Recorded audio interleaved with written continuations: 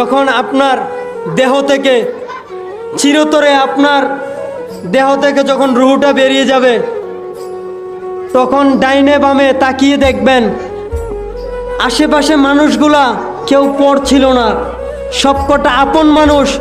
আপনার দেহ থেকে যখন রুহ বের হয়ে গেছে, সাথে সাথে আপনাকে খাট থেকে নামিয়ে নিচে ফ্লোরে শুইয়ে দিয়েছে।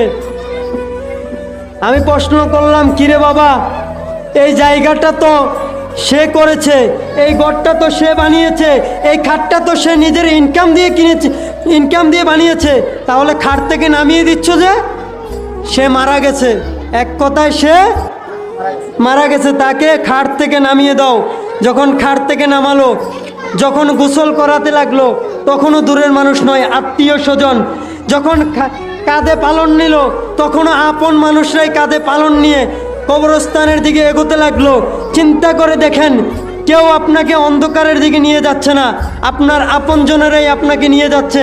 তারা জানে আপনি অন্ধকারে ভয় পান, তারা জানে আপনি লাইটের আলো ছাড়া থাকতে পারেন না, তারা জানে আপনি এসি ছাড়া থাকতে পারেন না। তারাই আপনাকে কাঁধে করে নিয়ে যাচ্ছে কোথায়? অন্ধকার কবরস্থানে, যেই গোরস্থানে আপনাকে দাফন করা হবে। যখন খাটিয়া থেকে লাশটাকে নামিয়ে কবরস্থানে রাখলো, আস্তে আস্তে বাঁশ দিতে লাগলো, ছাউনি দিতে লাগলো, তারপর যখন উপরে আস্তে আস্তে মাটি চাপা দিতে লাগলো, আস্তে আস্তে একটু একটু অন্ধকার হতে লাগলো, তখন আপনি প্রশ্ন করলেন, আমি এত কিছু করলাম তো কাদের জন্য করলাম? আজকে যারা আমাকে কবরে নামিয়ে, কেউ তো দূরের মানুষ ছিল না, সবাই তো আমার আপনজন। হয়তো বাবা, নয়তো ছেলে, নয়তো ভাই, নয়তো কাকা, নয়তো জেঠা, সবাই তো আমার আপনজন।